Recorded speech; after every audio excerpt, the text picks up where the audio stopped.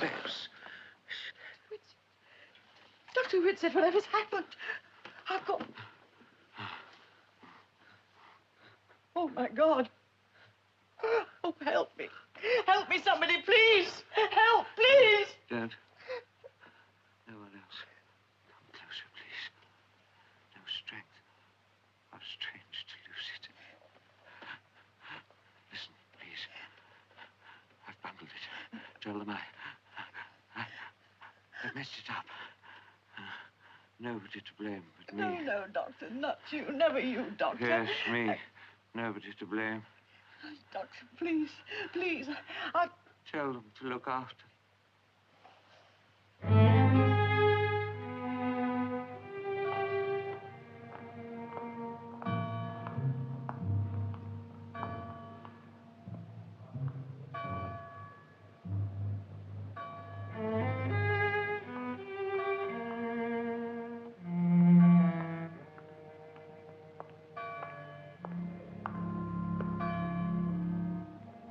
Sir Frederick?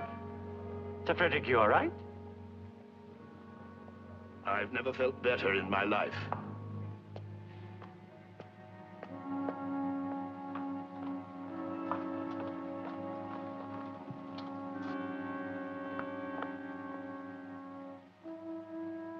Why? Dr. Gillen, why should he do it? Why should he do something that contradicts everything he stood for? Without him, there wouldn't even be a British Analytical Institute. What about his patients? How lost they must feel.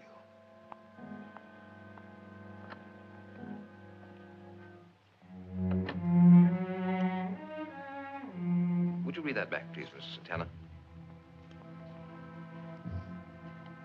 Therefore, gentlemen, it is imperative. Imperative.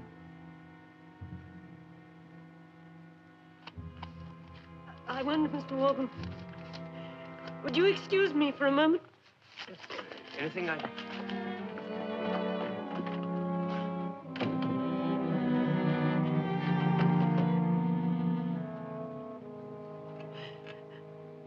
I'm sorry, Dr. Whitsett. I'm so sorry.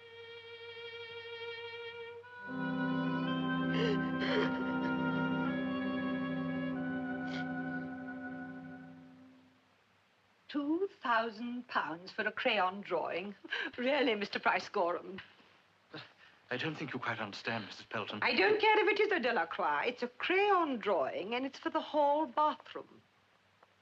Oh, surely you're not going to put a Delacroix in a bathroom. Mr. Price-Gorham, you've been making a fortune out of us for the past 10 years. I've no objection. You have nice things. You're convenient. I've even bought some of your own work, so don't let's have a nasty scene. Send it around. Oh, I like that frame. Don't change it. A Delacroix in the bathroom. Exactly.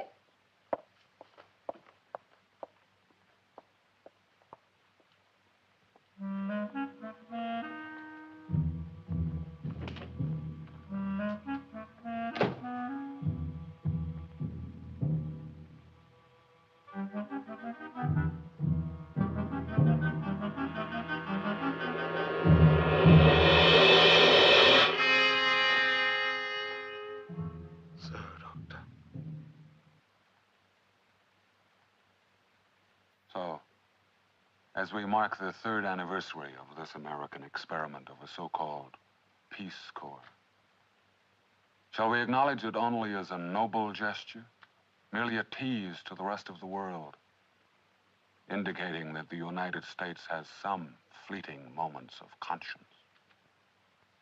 Or will it snowball as many symbolic gestures do, and become the pioneer of a massive reevaluation of man's obligation to man? This is Alex Stedman for the American Page. Thank you, and good night. Hold it, studio. Hold it. That's it, Mr. Stedman. Could you hold on for a video check? Marvelous, Alex. Absolutely marvelous. It's going to be a great show. I think they're really interested. Interested? They eat it up. Of course, it's got to have the sour side. They do like it a bit nasty. You do it beautifully, and they believe you, Alex. An American reporting on his own kind. You mean turning on his own kind? Why so testy tonight? Don't you like being able to do a show about something good this evening? You're taking this show seriously? The whole world is unraveling. We're trying to tell the British public that their American cousins have come up with a Boy Scout movement to stop space-age delinquents. You know what, Alex? Stay gloomy. It's money in the bank. Everything's product to you, Lou. Even a point of view. You're an impressive person, Alex. An unusually sober news commentator with a world-weary personality that people find attractive, yes. That is a product. What would you call it? Product. Cheer up, Alex. You're off camera now.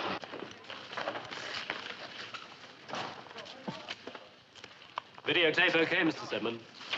All right, studio. Thank you. Wrap it up. Home to mother, boys. Good night, Mr. Stedman. Good night, boys. Yep. Good night, Mr. Stedman. Good night, boys. Good night, boys.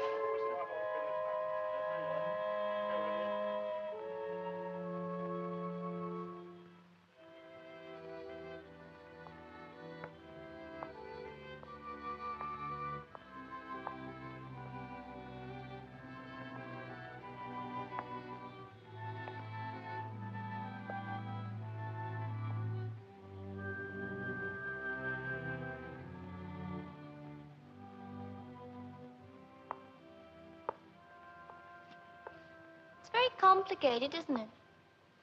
It has to be. Why?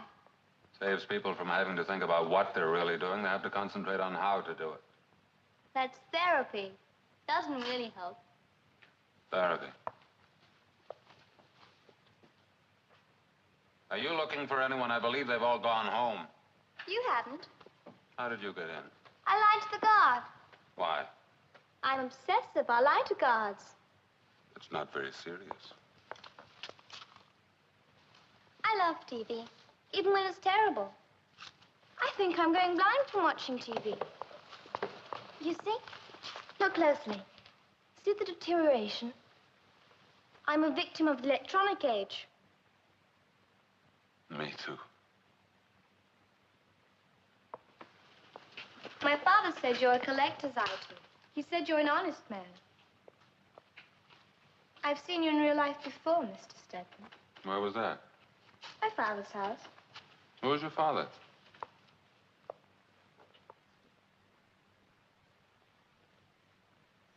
Who was your father? Leo Whitsitt. I'm Catherine. I don't know your father. You better go home now. You do know him. It's late. You should be home. I don't have a home anymore. My aunt and uncle have inherited me, I think. My house is closed. It's all locked up. They had such a lovely house. Don't you remember? They won't even let me go there anymore. What can I do, Miss Whitson? What do you want of me? My father didn't kill himself. You know about people like my father did. Do you think he could do such a thing? Do you? That's what the police said. Your housekeeper heard his last She's word. a liar. Why should she lie? Why should she tell the police that he told her he did it himself? Why should she? He was dying. People don't make sense when they're dying. They do, Miss Whitson. They do. He couldn't The matter is closed. Finished. The inquest ruled it. Don't say it. He said it couldn't be anything else. His own gun, his fingerprints on it. His friend said that he was depressed, extremely depressed. My father felt deeply about things. That's not being depressed. A man who grieves is not a freak. Are you?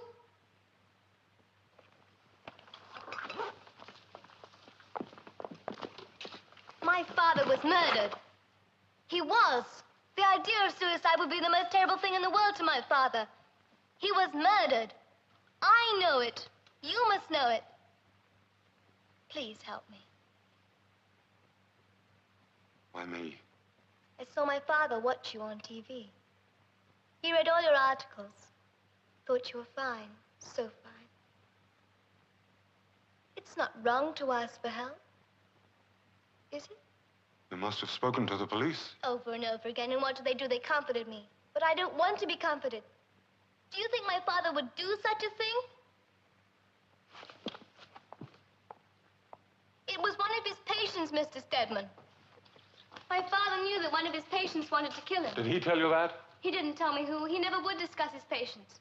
He never even kept files, never wanted anyone to have access to them. But I know that one of his patients wanted to kill him. He was terribly worried about one of them. The house was locked. How could they possibly... You know he'd open the door to anyone in trouble. It was one of them. I'm one of them. I know you. You're like my father. You want people to live.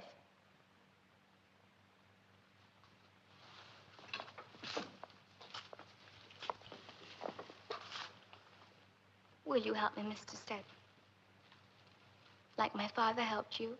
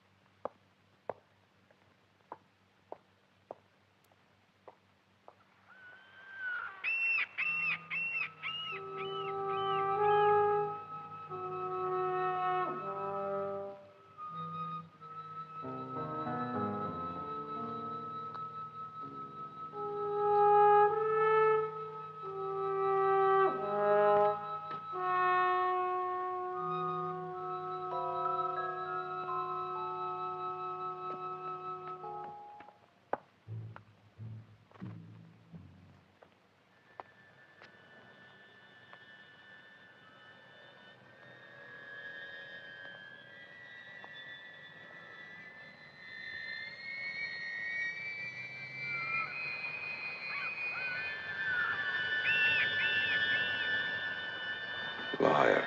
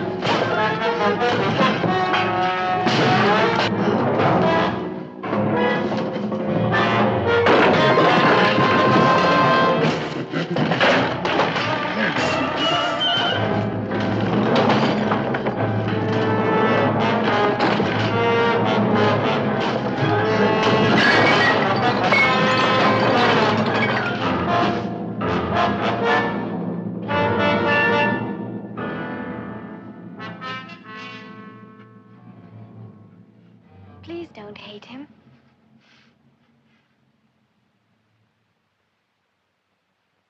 Know how to ride a bike? Yes. Never forget, do you? Don't know. You're young. You've had no time to forget anything. I forgot how to whistle, how to grin, how to talk to children without frightening them. But then a man told me I could remember. He tried to make me believe I hadn't seen what I had seen. So I tried. I really tried. And then I heard a shot. The lesson was over.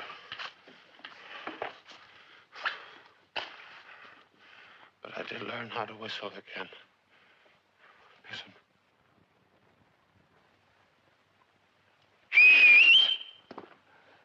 And I have learned to laugh all over again.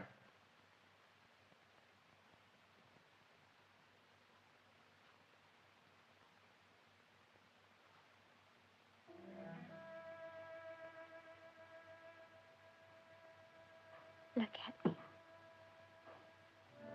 Please look at me.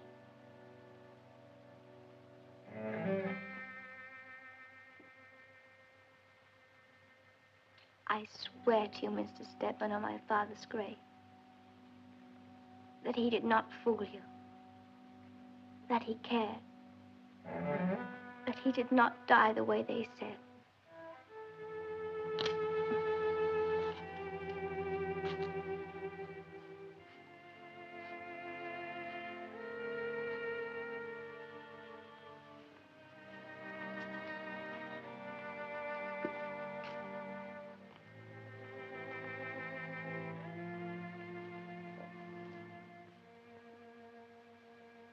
The reason why the 7 stars are no more than 7?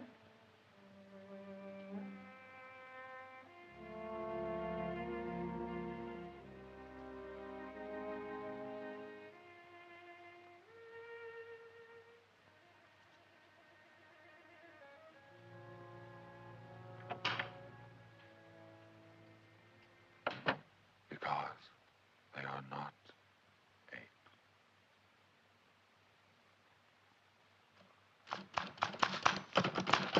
Ian? Tied up.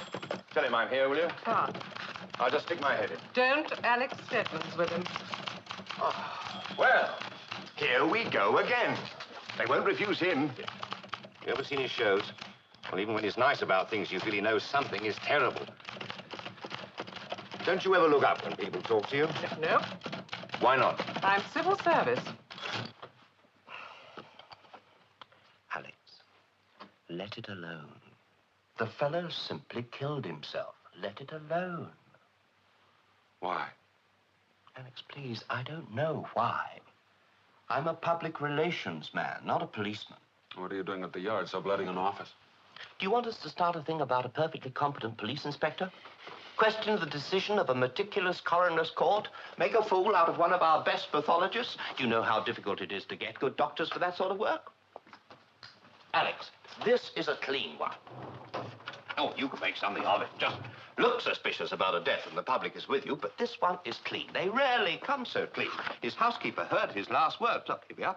Tell them I messed it up. Nobody to blame but me. Blame no one but me, etc., etc. Etc., etc. is what I'm interested in. The gentleman simply killed himself. His own gun, his own fingerprints on it, the angle of the wound, the house locked tighter than a drum. There's no such house. Well, I don't know about those things. I'm no locksmith. Have they checked every patient? Everyone. How far back? Far enough.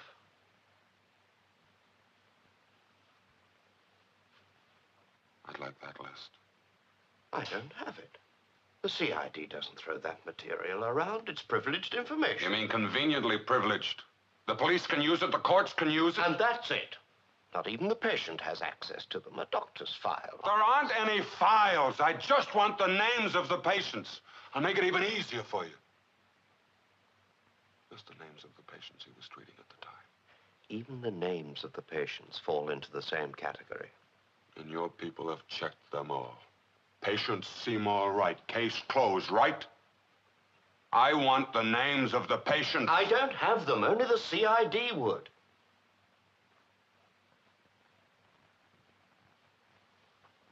You know, Larry, if there's someone on that list who is being looked after, your people would be making a mistake. Are you accusing us of protecting somebody? Not to cover a crime, no, never that. But somebody might want to save someone the embarrassment of being revealed as a person in analysis. It's misguided affection. It's no disgrace.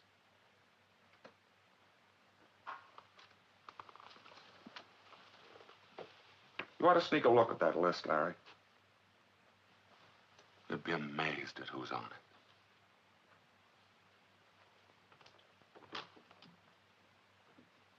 Mr. Stedman, I'm not debating with you, and I'm not being interviewed by you.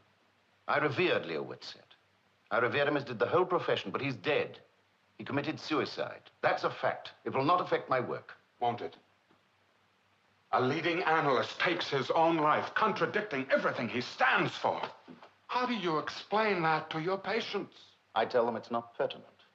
It's not pertinent to their treatment. Would it be pertinent if you could tell him that he didn't commit suicide, that he was murdered?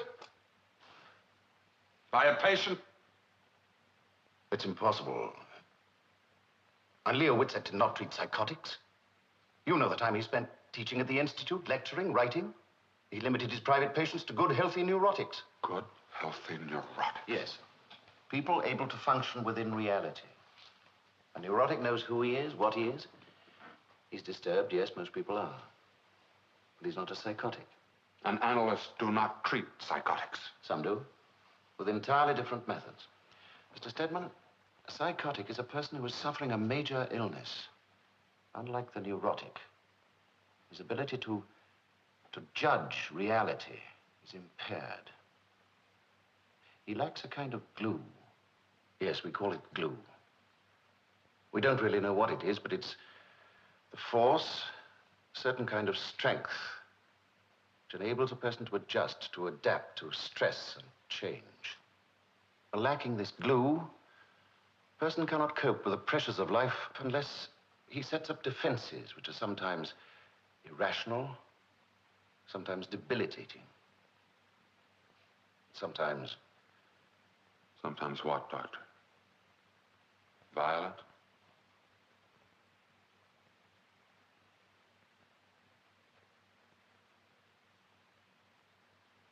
Would Leo Whitsett have accepted such a patient, Dr. Gillen? No. Not knowingly. How else? Sometimes you might accept a patient and discover in the course of treatment that you have a borderline schizophrenic. If Leo Whitsett had not knowingly accepted such a patient, would he have stopped treating him? Not necessarily. He might feel the patient would be more hurt than helped by a change. Change, Mr. Stedman, is the most traumatic pressure on the psychotic. If, in fact, Leo Whitsett did have among his patients a psychotic, would it be possible for Whitsett not to know that he was treating a patient who might kill him? There's one type that might fool anyone. The paranoid schizophrenic. Would it be possible for this type of patient to murder him and make it look like suicide? This type might kill his doctor. The doctor might represent the agonies, the inability to cope. And the destruction of the doctor would temporarily alleviate the psychic pain. Then this type might, and I repeat, might, conspire to make it look a suicide. How would he behave afterwards? He could behave like any patient hearing of his doctor's death. He'd appear to be heartbroken, even happy. He might be bitter. He might not even remember what had happened. Then he would be the most difficult one to find. No conscience, no fear, nothing to hide. Mask of innocence. They could behave in so many ways. They could appear to be absolutely irrational. He could behave like you, Mr. Stedman. Could he continue to hide it to keep up the pretense? Yes. And the violence, the desire to kill, would it reappear? Inevitably. When the stresses became too much, when the pressure grew unbearable. Suddenly? On impulse? Sometimes it might be the result of very deliberate plotting, very careful scheming. Sometimes a sudden, violent outburst. Mr. Stedman, what I'm describing to you is one of the most terrible illnesses we know of. Then we should find that person. Dr. Gillen. I want a list of his patients. Mr. Stedman, there was no such patient. Are you sure? I'll find the patient. Don't. Why not? If there's any chance, the slightest chance that you're right, you're looking for one of the most dangerous people in existence. You won't know until... You won't know what to do, what to say. I do know how to listen, how to look, to wait. I'm a trained reporter, Doctor. I've spent most of my life looking for the truth. Not this kind of truth. It's special. Look around the world, Doctor. What's so special about madness? What's so special about murder?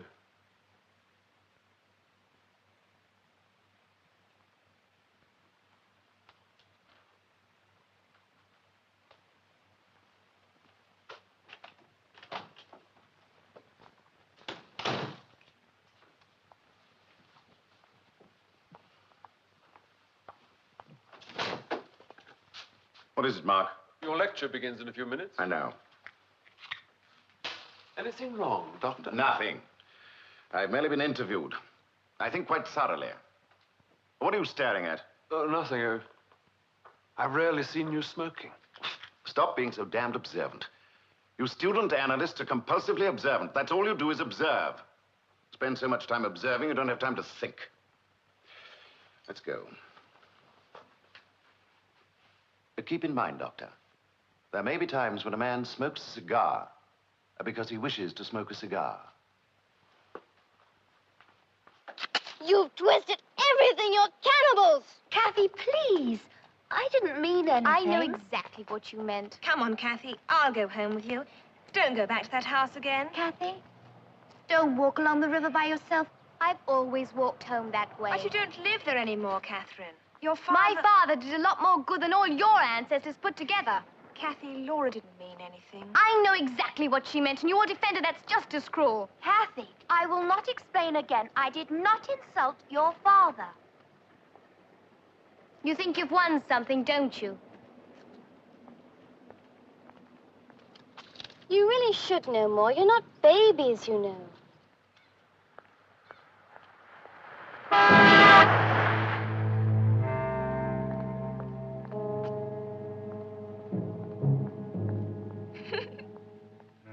Suicide, you know.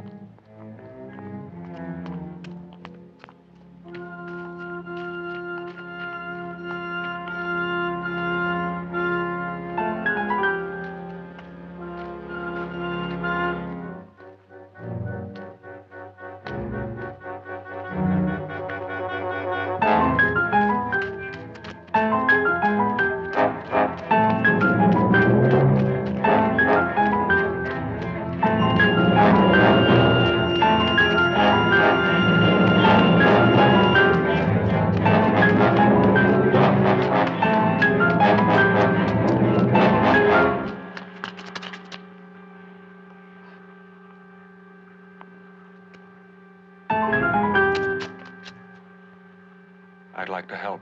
I don't believe you. Why did you follow me? I didn't follow you. I was waiting for you. Why did you follow me? Why should I follow you?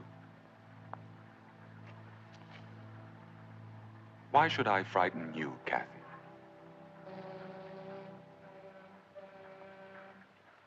My father called me Kathy. How did you find me here? Your housekeeper. Mrs. Bales. She's very valuable. She told me you still walked back to where you used to live. Don't your aunt and uncle worry when you come home late? That's not my home. I'm never that late anyway. I only look at the house for a little while. That's not much to ask, is it? Is it?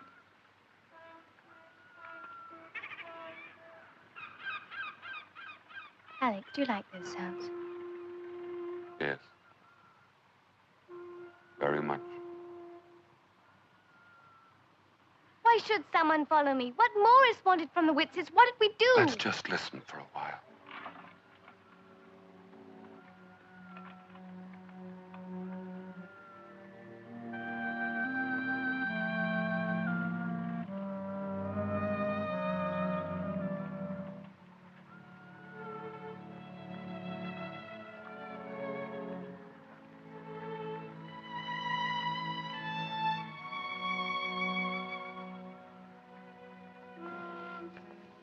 Are you used to being famous?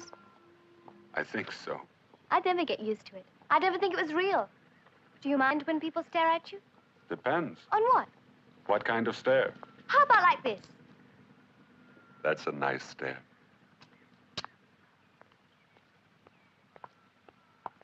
has to stare forever, no matter what. He just has to keep staring. The price of telling tall tales.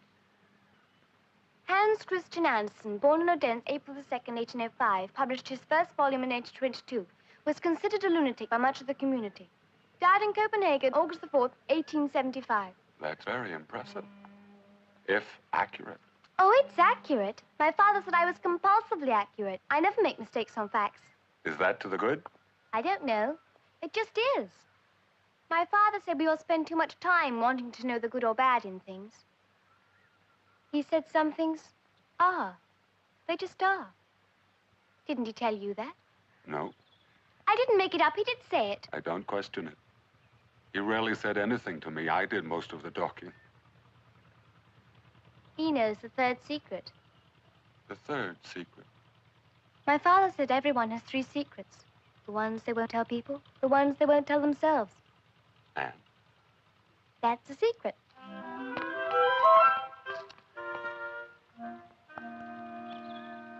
You're the nicest adult I ever met. Except my father. And you're the nicest non-adult I ever met. Except Except who, Alex? Who? my daughter.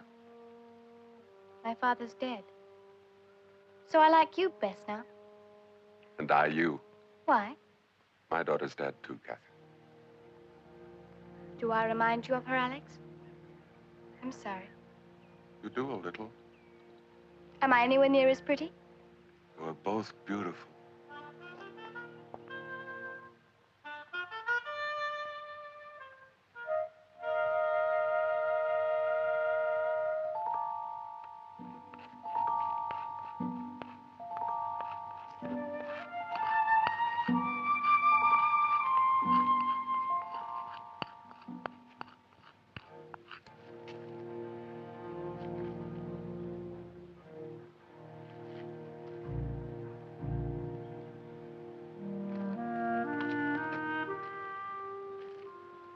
It's all right. My father didn't get them all either. I bet you copied them as you wrote. Never, honest, I didn't. I just remembered things. I'd write part of a line from Shakespeare on the wall in front of the house. The next day, my father would sneak down and finish it. We never told each other, but we knew. Then he stopped. And then you started to finish them, Alex. How did you know it was me? I watched you. You always walked along the river before your appointment with him. You never missed one. Till now, never. It's early. It's late. Please, before we go, my father, he didn't. Please believe me. I believe you, Kathy. You do? Then you'll tell everyone, won't you, Alex? They'll believe you. I'm afraid not. Kathy, I've been to the police, been to your father's colleagues. I can't even get the names of his patients. I've tried. I know them. You know them, but your father He wouldn't. wouldn't dream of telling me. But I knew anyway. You see, he'd always leave his mail in the outside hall. His outgoing mail. Mrs. Bales took it to the corner. How could you tell I'd which... see who he was writing to. Kathy, your father probably had correspondents all over the world. But every month, the first of every month, there were 4 letters. He wrote 4 certain letters the first of every month. Didn't he write one to you every month, Alex? Of course, the bills. Right, and I remember the names and addresses. I remember them. That's enough, isn't it?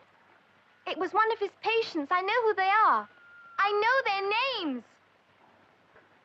Isn't that enough?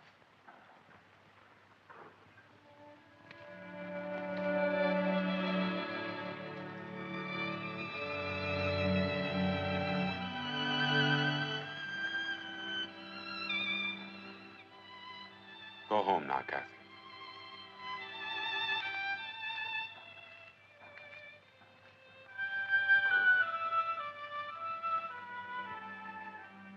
Isn't that enough, Alex? It's enough. Shall we meet here tomorrow? Yes. Thank you, Alex. I'll bring you a list of the names.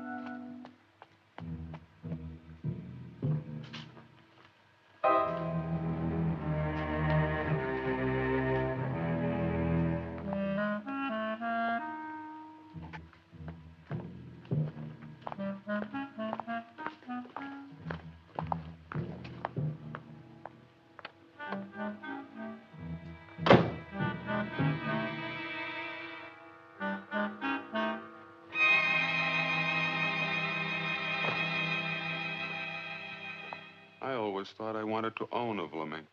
They've practically disappeared. Stolen. What? Oh, no. Museums. And, of course, the Americans. They'd buy Nelson's column if we let them. Sure, why not? Oh, I'm terribly sorry. I didn't mean... It's just that we've practically forgotten that you are an American, Mr. Stedman. You've almost become a fixture. That's terribly hospitable of you. May I be of any service? I don't think so. The proprietor was Oh, shown I'm here. the proprietor, although that's not a phrase we use very much in our business. My assistant, Miss Humphreys, was helping you. Stedman. Alex Stedman. Price Gorham. Alfred. Price Gorham. We're very honored to have you here, Mr. Stedman. I know of you, of course. Although I'm afraid I get very little chance to watch your program. A place like this must keep you very busy. Oh, this is just the end result. There's so much more, you know, checking bankruptcy proceedings of large estates, going to auctions, traveling, buying. And, of course, the product is steadily shrinking. I know. The museums and the Americans. Oh, an oversimplification. Perhaps a little unjust. The world produces few masterpieces, Mr. Stedman, but many millionaires.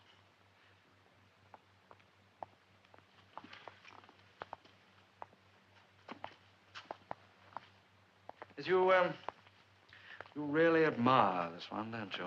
Yes, very much. Hmm. There's something familiar about that place.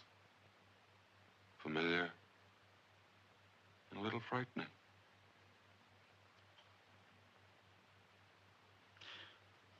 Yes, well, we've all been to places like that, Mr. Stedman. One way or another. There's a kind of despair in it somewhere. Yes, there is. A sense of possible violence, a hint of horror. Yes. Yet all under control. It's a talented line between chaos and order. Yes, and an elusive line. You seem to have a predilection for the dark soul. Violence on a leash, so to speak. Oh, no. Not me, Mr. Stedman, my customers. The gentle, the light, the lyric. All dated. I'm afraid my place is completely old hat. Why? Well, I only have the gentle things, tender things, sometimes funny things. Could I see that sort of thing? Oh, you wouldn't be interested. They're mostly my own work. But I would. I'm not name conscious. Ada, Miss Humphreys, Mr. Stedman is interested in seeing some of my work. I'm not into anyone. Understand? Of course, Mr. Price Gorham. Anyone.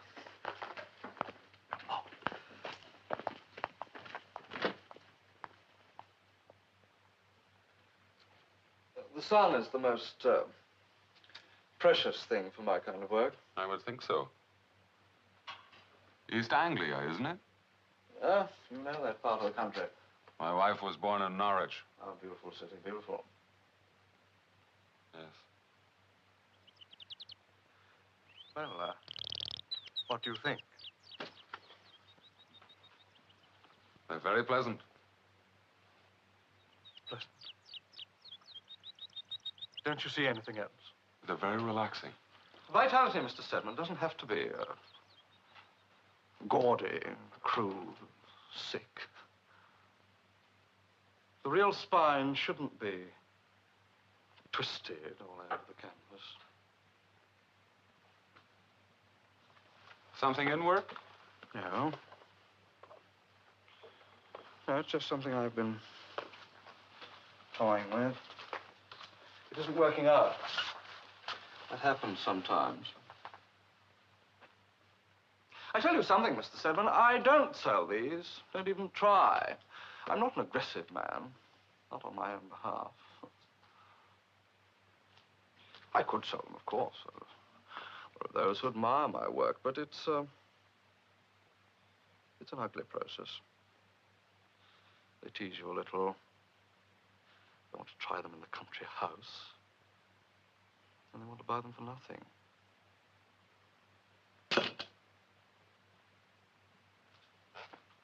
No, well, they're not for sale. He's never busy. Come along, Victor. It wasn't very clever of you, Mr. Price Gorham, to refuse to sell me the Delacroix. Put them anywhere, Victor. Oh, my God. There's enough junk here for a 2-year calendar. Mrs. Felton, please, you bought them. I won't take them back. Won't you? Why? Because they're yours?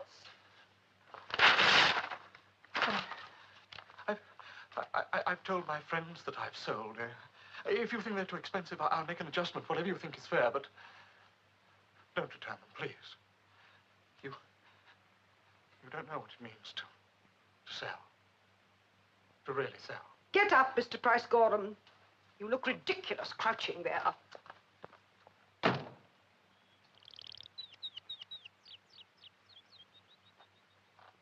I'd like to buy one of your paintings, Mr. Price Gorham.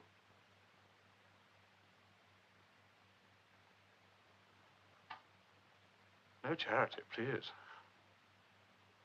Charity? I'm sorry. What we've done to that word.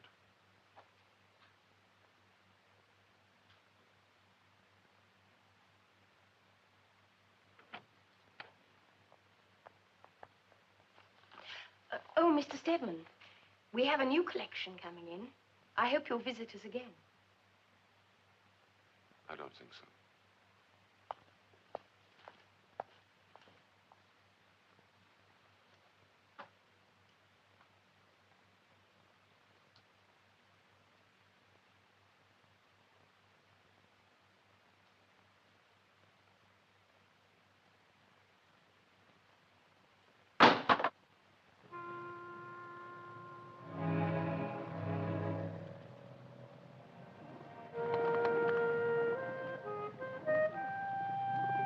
We'll never get rid of them that way. But why get rid of them? They're the only things we can count on to stay the same in London. Good luck to the pigeons. You think they appreciate it? Or do they take it for granted by now? Probably take it for granted.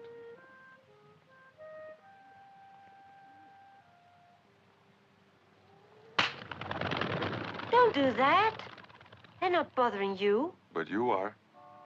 I'm not bothering anybody. Don't generalize. You won't talk to me. I'm not used to it. I've never seen a pretty girl having lunch here. Haven't you? And feeding the pigeons and not talking to me. I followed you. Why? Saw you come out of a building. I said, Alex Stedman, there is an astonishingly lovely girl. I'm sorry you lost her in the crowd. When I was 18, I saw a girl standing in line at Radio City Music Hall. You know Radio City? Everybody knows Radio City. Not that I've ever been there. Well, this girl, my Radio City girl, was so astonishing, I loved her immediately. But I didn't go over to her. I watched her go into that theater. Never saw her again. She really must have liked the picture. I think you've missed the point. No, you haven't. Anyway, it ruined my life. Please say, how did it ruin your life? How? Thank you.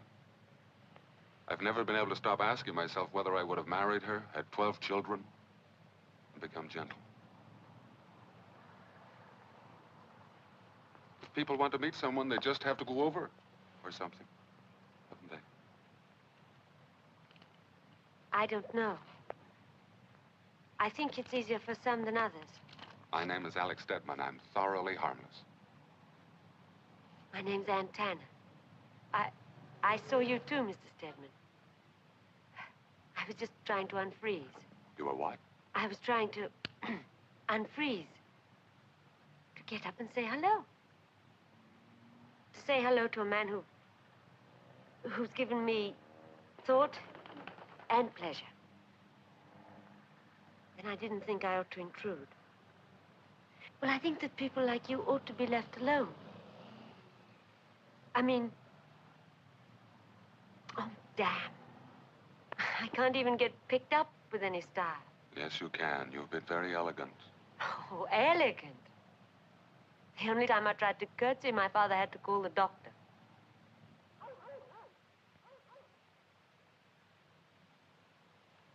It's really not much of a park, is it, without children?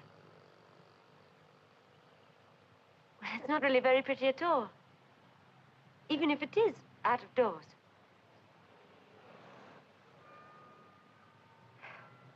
Well, I told you it was easier for some than others. If you had your choice and could spend the rest of the afternoon doing anything you wished, what would you do? I'd tell my friends how we met and how I dazzled you. No, seriously, what would you do? Would you call your boyfriend? I don't have one. Shocking. Not at all. Be frivolous for a moment, just as a game. What would you really like to do on a soft, friendly day like today? Could I be frivolous and rich? They go together. Then I'd hire a car, and I'd go sightseeing to special places, which are probably not special to anyone except me. Do you know, I've been in London over a year now, and I've never been to... Well, I just never have. That's monstrous, but curable. No, I'll game's personally... over. I have a job I must No, it's get still back. on. Could you call them? Tell them something happened. If you will, I will.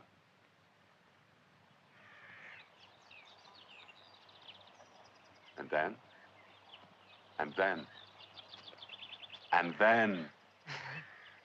And then I decided that if I didn't know what to do, to be, I'd come to London and find out.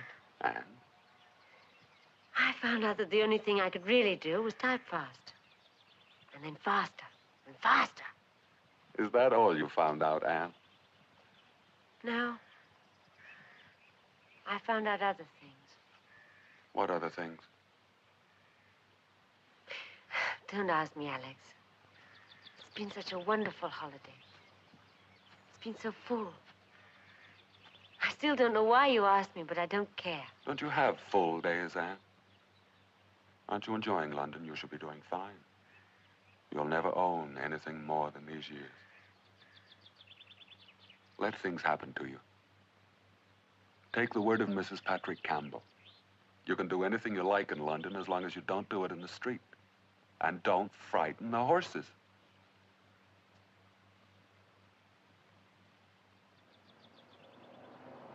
Look at all the cars, Alex. Everybody's going home. Bumper to bumper. That doesn't matter. They're going home. He said it would happen to me. He said... Who said? What's wrong, Anne? Can't I finish just one single solitary day? Just one. Without feeling desperate.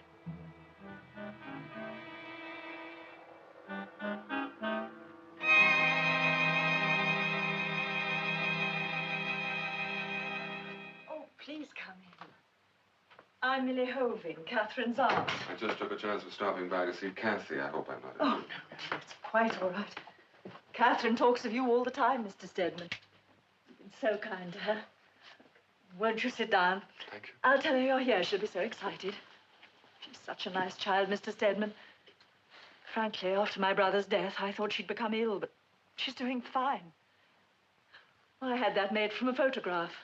Leo would never sit for a portrait. Kathy looks a great deal like her father. She does. They used to say I looked like him when we were young. You look nothing like him, Mildred. Nothing like him at all. This is Mr. Yeah, I know it is.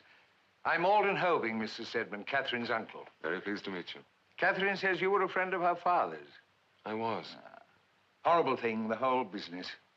Because Leo needed a doctor himself. But who knows? What good are they? If Leo couldn't cope, which of them can? Alden, please. Please? Please what, Mildred? I'll go and fetch Catherine. Some brandy, Mrs. Stedman. No, thank you. It's not easy for us. We've never had children. But now she's ours. There's no money, you know, none. Except for the house, and that's on a mortgage. It took us years to get Leo to buy some insurance so that Catherine would be taken care of. He was so involved in other people's lives that he forgot to take care of his own.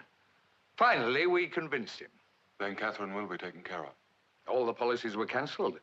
They pay nothing on a suicide. It wasn't suicide. It was not. Don't you say that again, ever. Catherine, don't you dare talk to me like that. If you do, I'll... You'll do what, Uncle? Good night, Mrs. Stedman. Good night. It's late, Catherine. Isn't it? You ought to give them a chance, Kathy. They are new at it. It's nice of you to come and see me. I was wondering when. How are you? Fine. But I don't belong here, Alex. I'm a stranger here. They're your closest relatives, Kathy. They're going to sell the house, my house. Can they do that, Alex? Can they? I'm afraid so. Your father's executors can sell. Of course, the money is yours in trust. I don't want the money. I want the house. What would you do with it, Kathy? I'd visit it, look after it, guard it. And then when I'm old enough, I'd move back there. Isn't that fair? That's very fair. But I'm afraid too romantic for solicitors, accountants, probate courts. Those kind of people seem to run the world, don't they, Alex? And I'd never even heard of them before. And they were always there, Kathy. Guess you can only see them in the dark. I'd love you to see it before it's gone. I've been there. Not really, just to my father's office. The rest is so beautiful. I want to show you my house, Alex. I want to show it to you. Just once before they sell it. All right? All right. I have to go now. Don't go yet. I must. Alex, any news? Have you seen them? A few. But I gave you all the names. It was one of them. But you'll find out. I know it. You look nice. You're all dressed up. Where are you going? I have a date, young lady. Don't suppose you'd wait for me. Wouldn't be so many years. You won't look at me by then. I'd be a relic. Never. I'd be old and ugly. Never. There's no such thing as never. Yes, there is. My father will never kiss me goodnight again. Never again.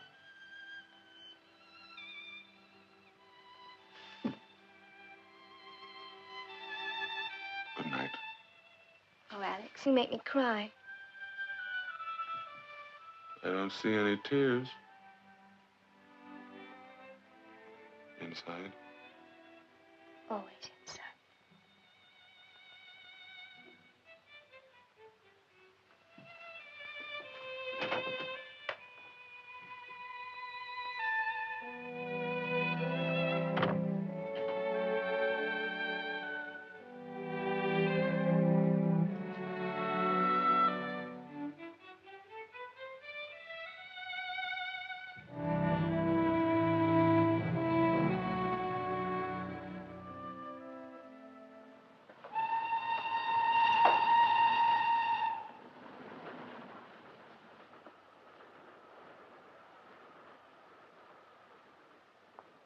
You read them all? No, but I count them all the time.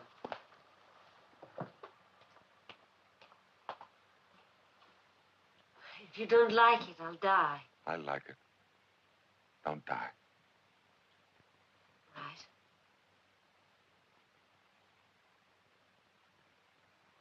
It's almost ready.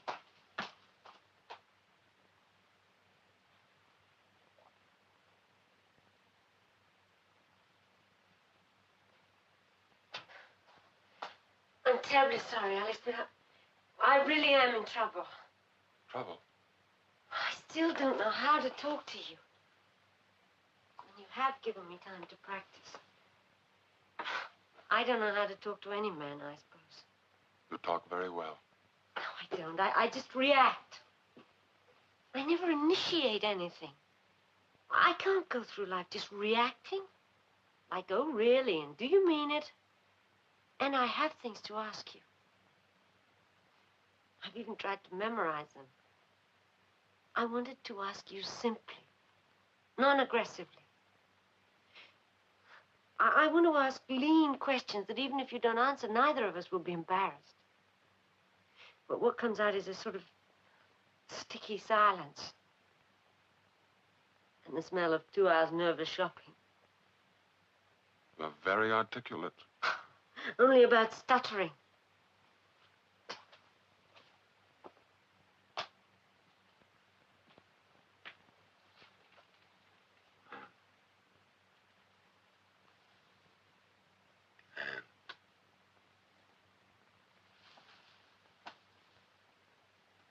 The beginning is everything, isn't it?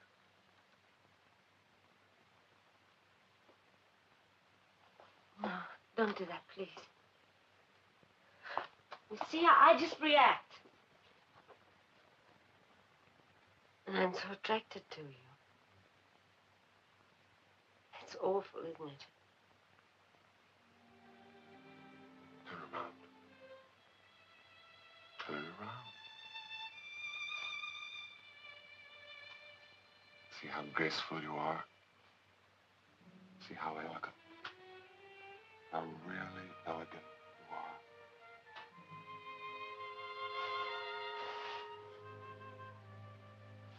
are. No. Let me do it on my own.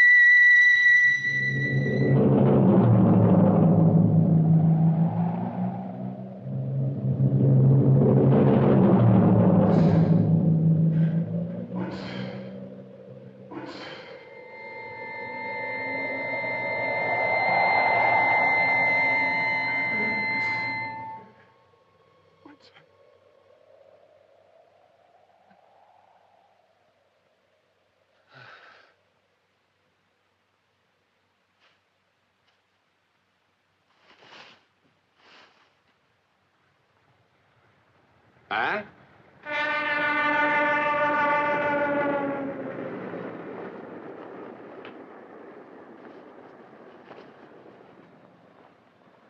Anne!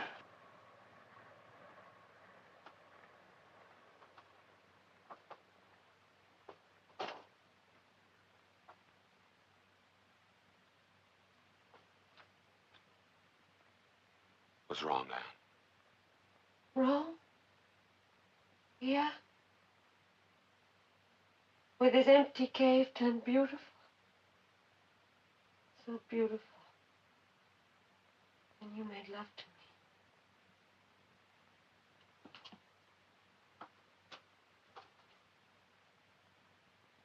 Let me help you. Help me? You want to help me?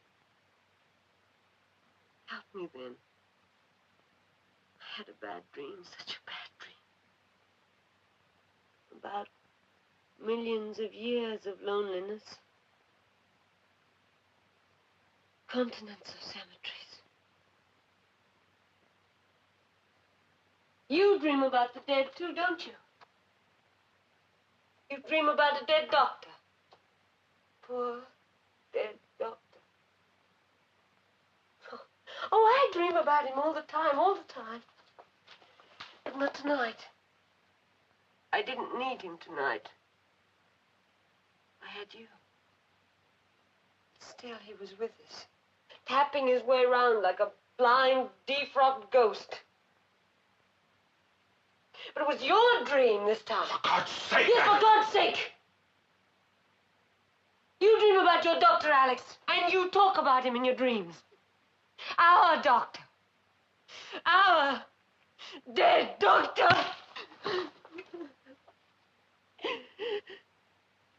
What do you want of me? Why humiliate nobody? I was looking for the person who killed him. He was killed? That's not what they said.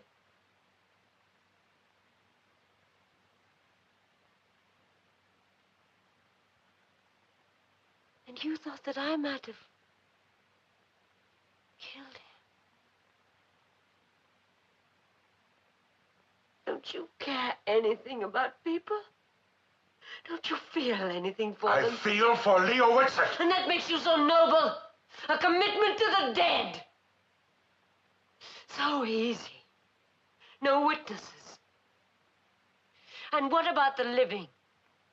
Is there something so antiseptic about us? Does warmth revolt you? Does being loved make you impotent? It took Whitsett's death to make you care for him. He did not die the way they said, not him. Kill him. I pray for his poor soul every day of my life. He doesn't need your prayers. He needs his reputation.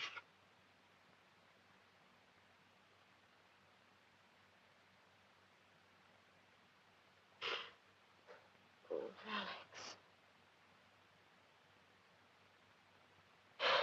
Is there no gentleness left? Doesn't anyone care about people? Did the last of pity die with Leo Whitsett?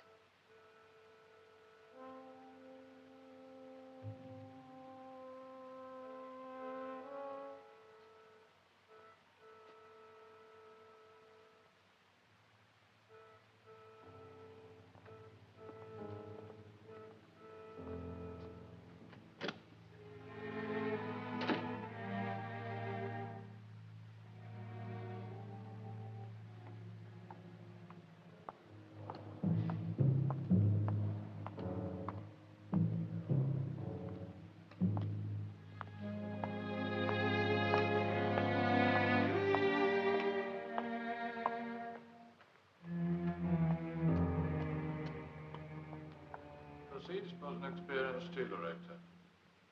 The tower had already been erected to its full height of about 120 feet. But stagings required to be erected at various points up and down the structure to provide platforms from which the riveters could rivet the steelwork. The method of erecting such stagings involved the fastening of battens of wood known as needles horizontally at the sides of the structure. The inner ends thereof being approximately in line with the center of the tower, and the outer ends protruding out for some feet beyond the corner. Minx, I think we'll adjourn now. Tomorrow morning at 10:30. Of course, my lord.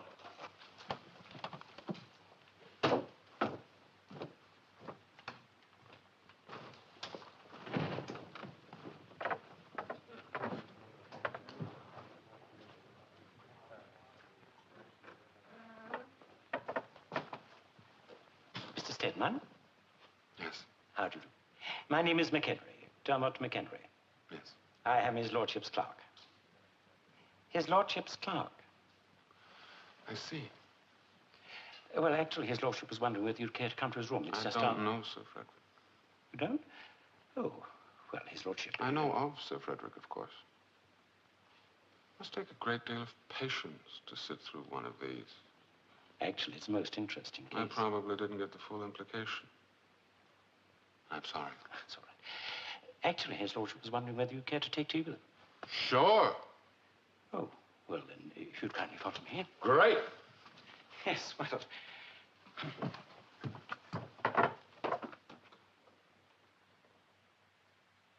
Is there anything special that interests you about this case, Mr. Stedman? It's really a dreary industrial injury matter.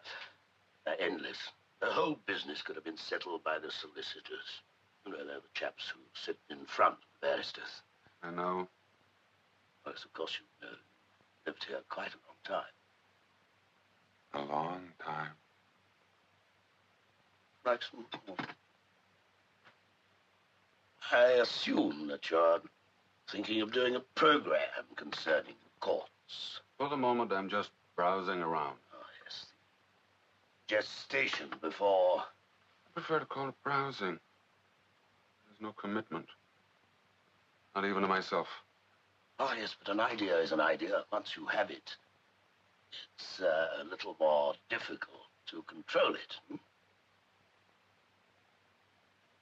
You cannot film in the courts, you know. Of course not. No, yes, of course, you know that. Well, I was delighted that you were able to stop by. We're always pleased to see distinguished visitors in court. Perhaps I could drop you somewhere. Oh, thank you. By the way, Sir Frederick, as long as I'm here, I wonder if you might help me out with a legal point that's been troubling me. It's just a small thing. Well, I should be delighted to clear it up for you. I want to know if there is a legal method for me to recover my file from my doctor. Under what circumstances? Actually, from my doctor's estate. He was an analyst. Surely your solicitor must have advised you that it's next to impossible. He said quite impossible. He said an analyst's files were never available to his patient. Privileged writings, he called it. Well, not technically, but in principle they're treated that way. And a very wise concept. I was able to see the files just before the place was sealed. Unfortunately, there was no time to destroy mine. Of course, I don't want anyone else to see it. What can I do, Sir Frederick? Oh, I don't think you need worry. After the estate has been probated, the executors will probably destroy them. They usually do. I think we can assume that no one will see your file. How can I be sure? I saw them.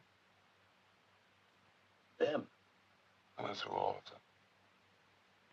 Mr. Stedman, I think that was an unconscionable thing to have done.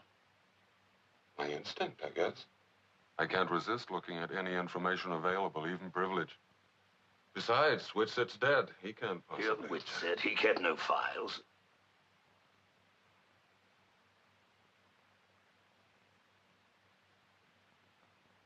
I once thought so. But he did.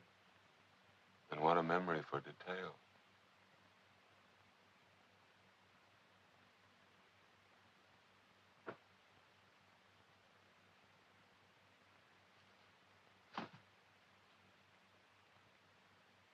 You were a long time getting around to this. I had an impression of your being a direct man. I should have And you know. We did keep files. No, I know that office as well as I know my own. He had no files, none. No secretary, no nurse. He didn't believe there should be any access. He had no files, none. Not in the office. But he did live upstairs, didn't you know that? I did. You know all about my career, of course. You've heard that I may be promoted to the Court of Appeal. Yes, Sir Frederick. I must confess you're as distinguished as you can get. Mr. Stedman, you really are a disappointment. You're not a gossip columnist. You've never been grouped with cheap sensation mongers. I'm a reporter. You're also a guest in this country. I live here.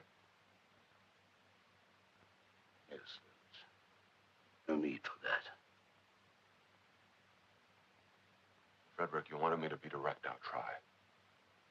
The death of Leo Whitsett. Well, at first I couldn't believe it. A man like Leo Whitsett.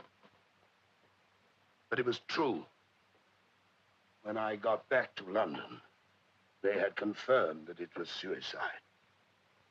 You got back? Where were you? I've been sitting in Bristol. Mr. Justice Maxson had been taken ill. You were away? You were not in London when he died. What does it matter where I was? Matter of public record, anyway. What is important is where you were, and we know, don't we? Looking through the recorded anguish of other people. Mr. Stedman, please. It was a long time ago. Nobody remembers nobody. It's never happened again. Please. Only he knew. I told him I trusted him. Please, Mr. Stedman, it was a long time ago. I trusted him. There are no files, Judge.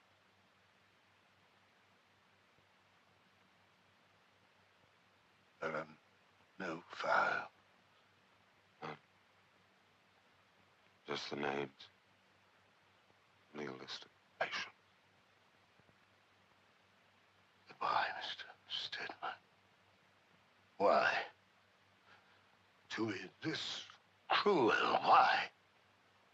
Save a man's reputation. That's not enough. That's not enough for one man to do this to another. Why? Thought it was for his reputation. It was for me. I have to know for me. Why? So if he died that way, I can't believe anything he said. Told me I could live again. I believed it. I believed him.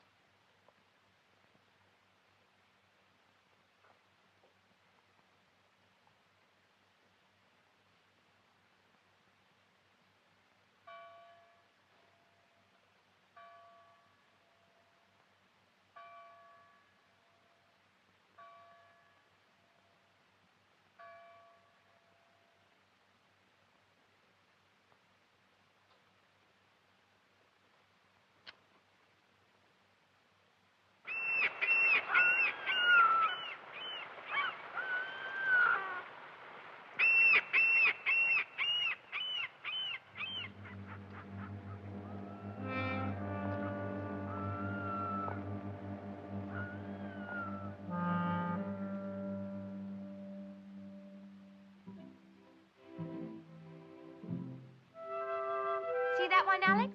That's his honorary degree from the University of Vienna. And this is my favorite chair. That's for distinguished service from the American Psychoanalytic Association. Isn't that nice of them? I've heard they can be very grumpy about other countries. Oh, that's a personally autographed picture. Dana Hayward. Right. He was a great pioneer in something or other. Something or other. Read the inscription, Alex. To Leo Whitsett, companion in nightmare. Look, Alex, see this one? Kathy, don't you think I better take you home? It's getting late. This is my home, Alex. Please, you promise. I want to show you where we live. You shouldn't even be here. This place is sealed by law. Just a little longer, Alex, please.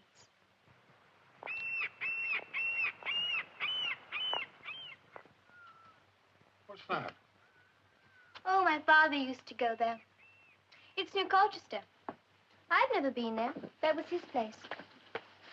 He went there to walk and think. He wrote his articles and books there.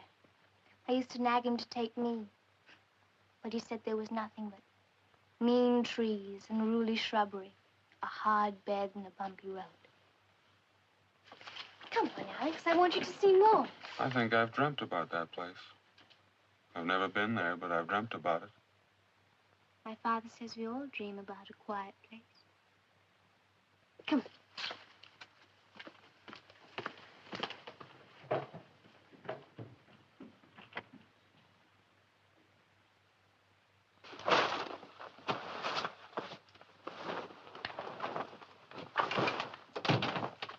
It is your room, Kathy. I don't mean to be childish, honest. But I can't let them sell it. It's like selling your memories. Like taking away the years. Like they never were. It's not fair to sell a person's memories, is it, Alex? You'll keep your memories, Kathy. Believe me, it's just a room in a house. Long ago, it wasn't here. Something else was here. Kathy, everything changes. That's the real truth. Maybe that's true. But it doesn't mean anything to me. Isn't it true that the rain is wet or the grass smells sweet? That doesn't matter. What matters, Alex, is how you feel. And I feel that the end of this house is the end of me.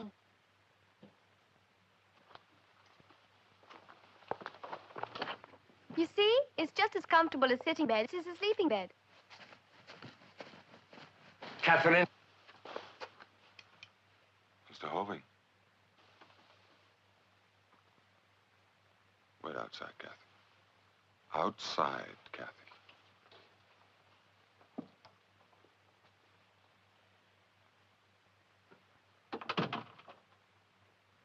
The girl is 14.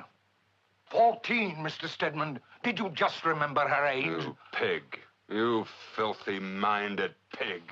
You rigid, narrow, dirty, thinking pig. I'll have you arrested. For what? I know your type, you worldly man. You were bodied all stages. Filthy, You're jaded! Get weapons! Alex, don't! Alex, no, not again! Let him go, Alex! Alex, you were going to kill him. No, Kathy, no. You were going to kill him, too. It's not true. You don't understand. Oh, Alex.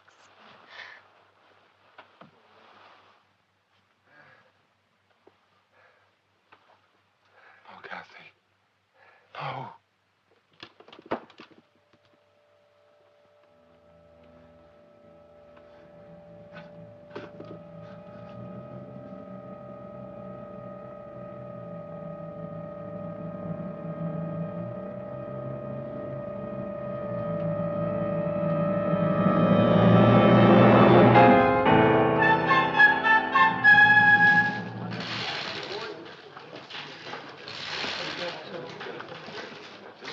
To make these changes, Alex.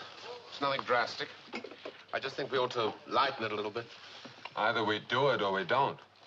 That's the story, Lou. We can't.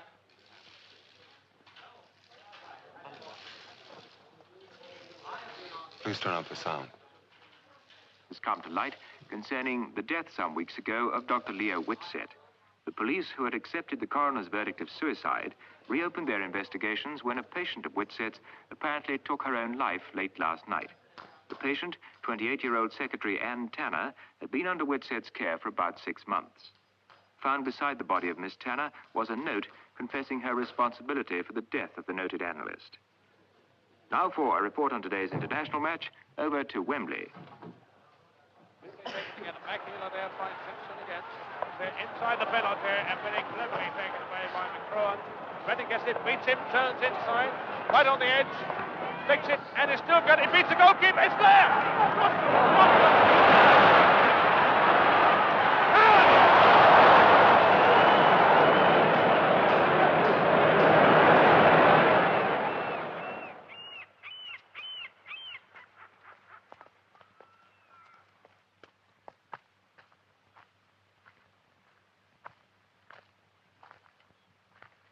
Won't you talk to me, ever?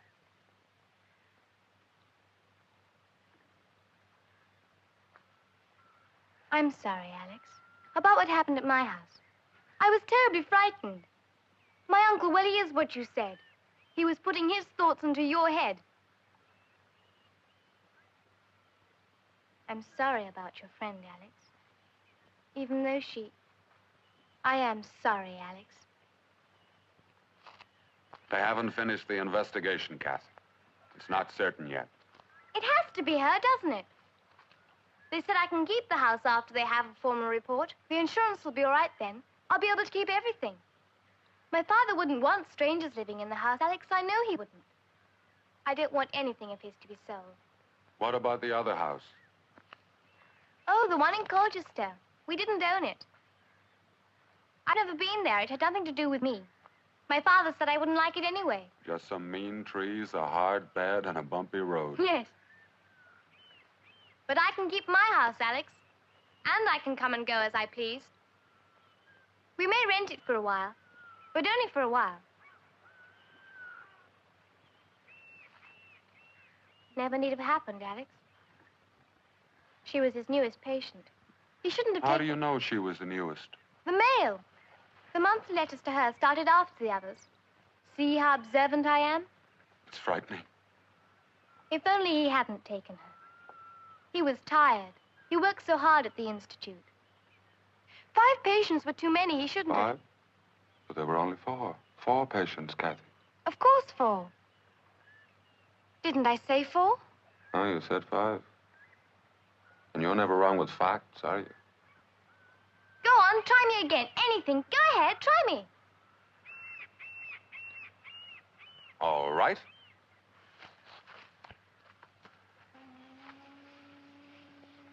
Who lived there? Hogarth, Mr. William Hogarth. He resided there from 1738 to 1740.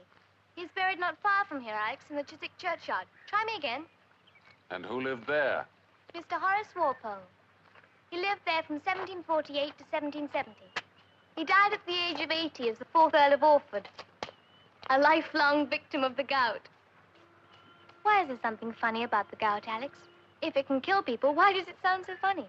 It makes people walk peculiarly. And it's a name from another time. Far enough away for us to laugh. You really know things, Alex. I only know facts. Did the police ever go to the house in Colchester, Kathy? No, they didn't know about it. Why not?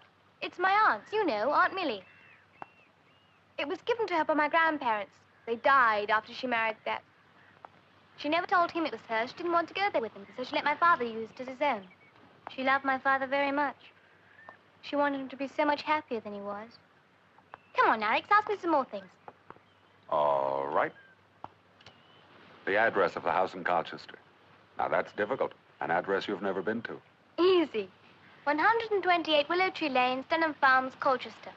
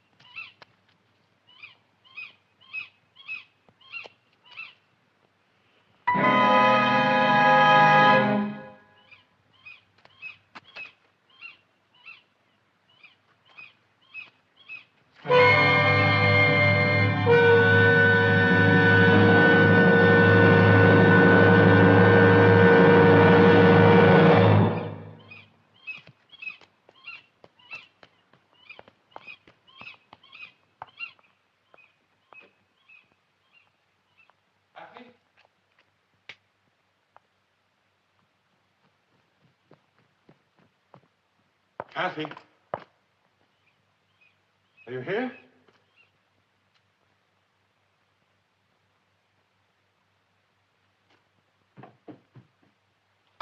Kathy, don't hide from me.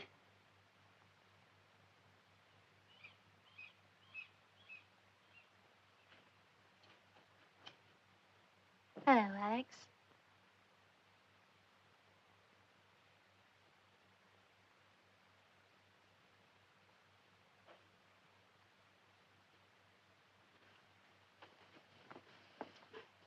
I was downstairs, Alex. I'm sorry I wasn't here to greet you. I was worried about you, Kathy. The housekeeper said you were staying with a friend. I am. Are you going to stay here all alone? I'm not alone. I think we ought to go home now, Kathy. Where's that, Alex? Where there are people. People who care. There's no such place.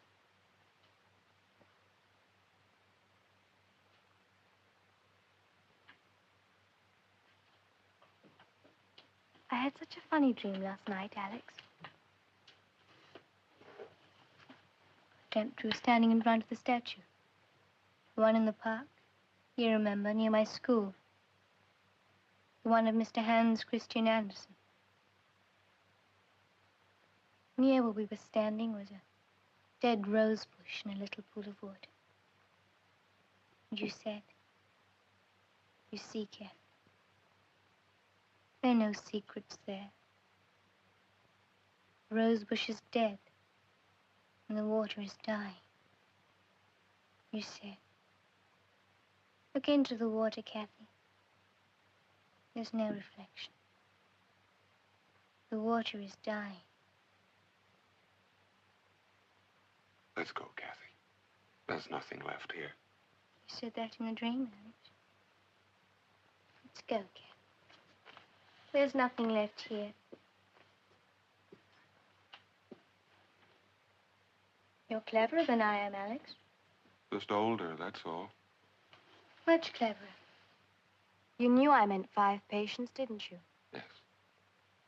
That game about Mr. Hogarth's house and Mr. Walpole's house. It's not a game, was it? No, it wasn't.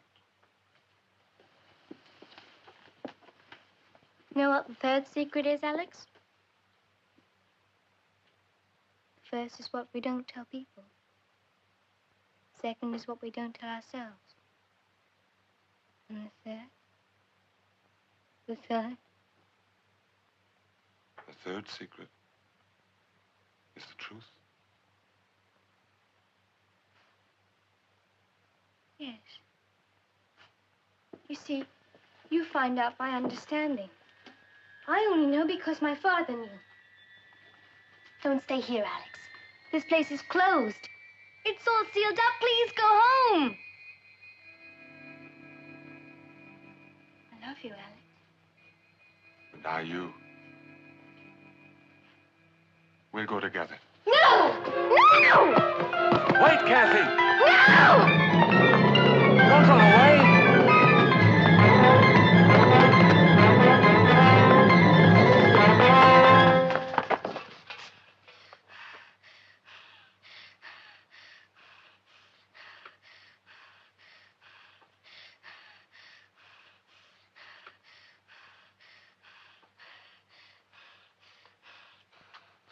That doctor was a devil. He wanted to put me away. He wanted to shut me away. Father loved you, Kathy. He wanted to help you. You think I'd kill my father, don't you? He loved me. He begged the doctor not to send me away. Kathy, there was only one person. They had a fight. I know they did. I went looking for my father. I wanted to make him some dinner. He was getting so thin. But he wasn't home. There was someone else in the house. I took his gun. I came down here, and Kathy, you didn't mean It was a doctor I killed. But they sent another one, you. And you want to send me away, too, like him. Oh, Kathy. It was a doctor, not my father. I loved him. Not my father.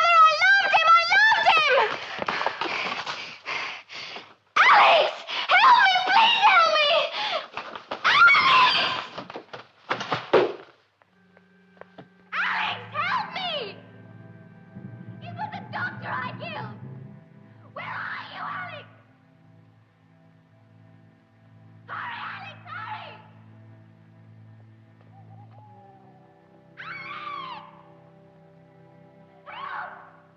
Hurry, Alex! Where are you?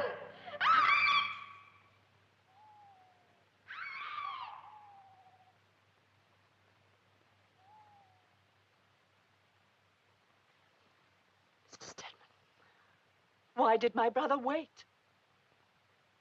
He loved her. He was human. He was weak. My brother was one of the strongest people I know. And a doctor, a fine doctor. He was. And as a doctor, he made an early diagnosis. Borderline schizophrenia.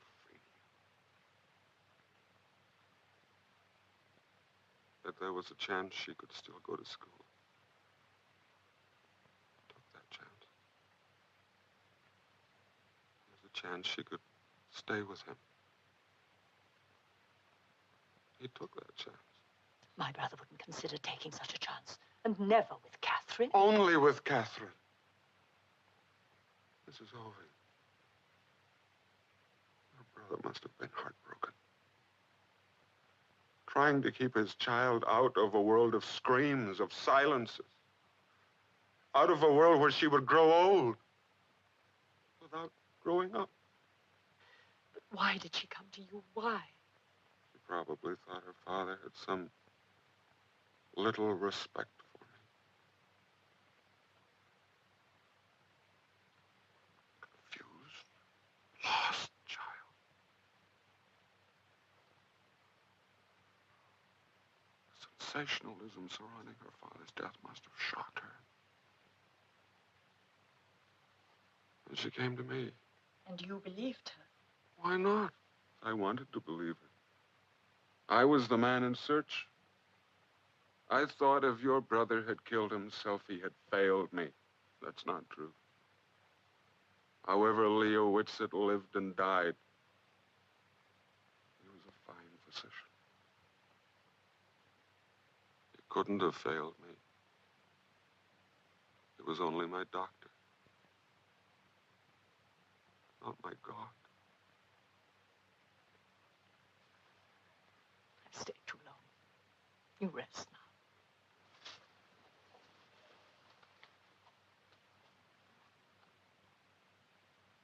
Do you know who saved your life, Mr. Stedman? Do you know who called me, who called an ambulance? Do you know whose arms were holding you when we came?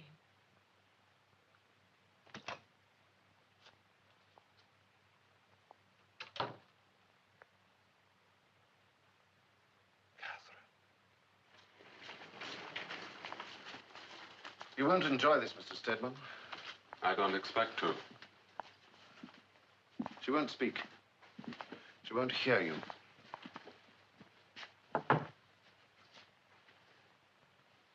Why do you want to see her? Because she's my friend. Morning, nurse. This is Miss Whitsett's visitor.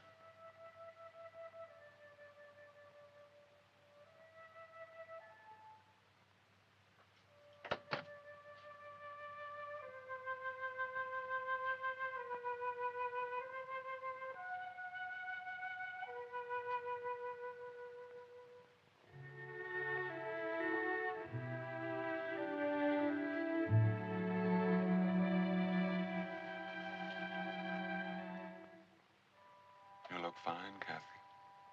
Just fine. I'm fine, too. All better. I have permission to visit you all the time. Just like family.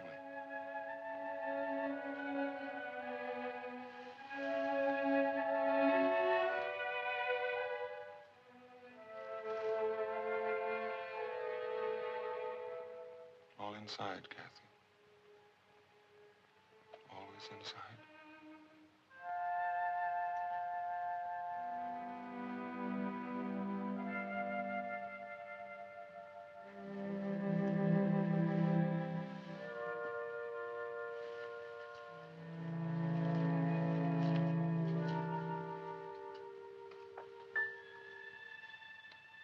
It's a good thing what you found out, Alex.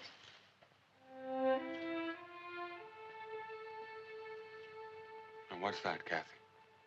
That he didn't die badly.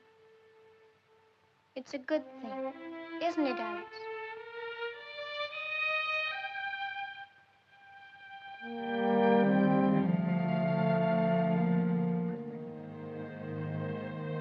It's a good thing.